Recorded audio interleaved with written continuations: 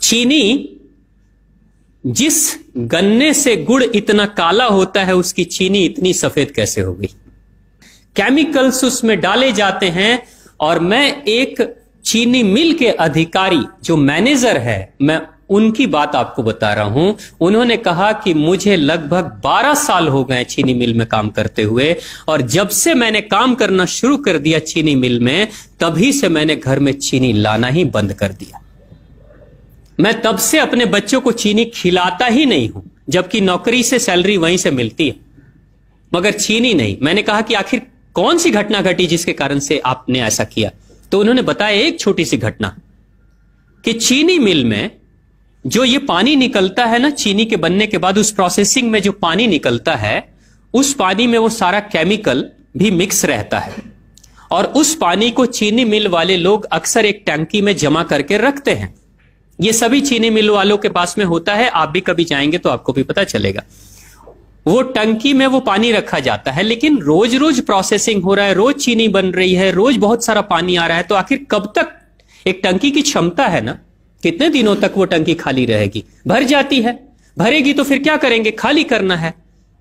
तो क्या किया था चीनी मिल के लोगों ने? सोचा कि छोड़ो ना, अब कहां जाएंगे उसको फेंकने के लिए कहीं दूर, क्योंकि अब उतनी बड़ी टंकी जिसमें हजारों गैलन पानी है, उसके लिए ट्रांसपोर्ट में कितना खर्च आएगा, तो बेहतर होगा रात के अंधेरे में कहीं खेत में डाल देते हैं। क्योंकि जनरली फैक्ट्रियां तो होती हैं ऐसे ही बिराने में, तो कहीं डाल देते किसी खेत में, क्या पता चलेगा पानी है कि चीनी मिल का पानी है क्या है। तो ये सोचकर मैनेजमेंट वाले लोगों ने रात में ही उस पानी को खेतों में छुड़वा दिया, और नतीजा यह हुआ कि उस खेत की सारी फसल जल गई, मिट्टी बंजर हो गई। और जब किसान पता करने लगा कि आखिर क्या हुआ मेरे खेत में, जब चेकअप कराया वो मिट्टी का, तो पता चला कि इसमें तो चीनी मिल का जो वेस्ट मटेरियल है वो डाला गया है। तब उसको खबर मिली कि हां, किसी स्टाफ ने बताया कि हां, हमारे चीनी मिल से ही पानी डाला गया था आपके खेत में, और पूरी मिट्टी बंजर हो गई। उसने केस कर दिया और चीनी मिल वाले को मुआवजा देना पड़ा लाखों रुपए। तभी से वो स्टाफ कहते हैं कि जो मिट्टी को बंजर कर दे वो इंसान के शरीर में जाए तो क्या करेगी। उसी के बाद से मैंने अपने घर में चीनी लाना बंद कर दिया। और सच्चाई है, लगभग अगर आप देखेंगे तो अंग्रेजों के आने के समय अंग्रेज पहला चीनी मिल इन्होंने भारत में ही लगाया था। पहला चीनी मिल भारत में ही अंग्रेजों का लगा, और अंग्रेजों ने चीनी की शुरुआत की। भारत के लोग गुड़ खाते थे, चीनी नहीं खाते थे। उन्होंने बहिष्कार किया, बिल्कुल नहीं, लेकिन चीनी और चाय पत्ती दोनों के लिए लोगों को तैयार किया गया था। चाय पिला पिलाकर फ्री में चीनी के लिए तैयार किया गया, और चाय के लिए भी तैयार किया गया।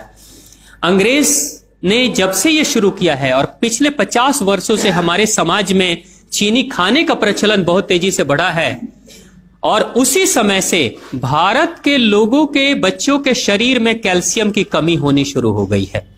अगर कोई मां, अगर कोई बहन जो गर्भवती हो, गर्भकाल के दौरान अगर चीनी का सेवन अगर कोई बहन कर रही हो, तो चांसेस ज्यादा होते हैं गर्भपात होने के। कोई मां अगर बच्चे के जन्म से पहले 1 साल पहले से ही चीनी छोड़ दे और सामान्य भोजन करे, अपना ही दूध बच्चे को पिलाए, और कम से कम 5 साल तक बच्चे को चीनी ना खिलाए, खुद को चीनी ना खिलाए, उस बच्चे को कभी भी ऑस्टियोपोरोसिस की समस्या नहीं हो सकती। कैल्शियम की कमी उसके शरीर में कभी नहीं होगी। चीनी जब जाती है आपके शरीर में, तो बाहर जब निकलती है तो अकेले नहीं निकलती, कैल्शियम लेकर निकलती है। चीनी कैल्शियम लेकर निकलती है, हड्डियों को गलाकर निकलती है। और जिसके शरीर में कैल्शियम की कमी हो जाती है, उसके शरीर में मैग्नीशियम, पोटेशियम, आयरन सबकी कमी हो जाती है। कैल्शियम वो तत्व है कि जिसके शरीर में कम हो जाए, सारे तत्व कम हो जाएंगे, और कैल्शियम की कीमत पे चीनी हम खाते हैं। भारत, पाकिस्तान, बांग्लादेश, नेपाल, ऐसे कुछ देशों के अलावा दुनिया के बहुत सारे ऐसे राष्ट्र हैं जहां चीनी का इस्तेमाल ही नहीं होता। आज भी चीनी खाते नहीं, बहुत सारे देश नहीं खाते बिल्कुल। आप गुड़ खाया करिए, वो ज्यादा बेहतर है, चीनी को छोड़िए।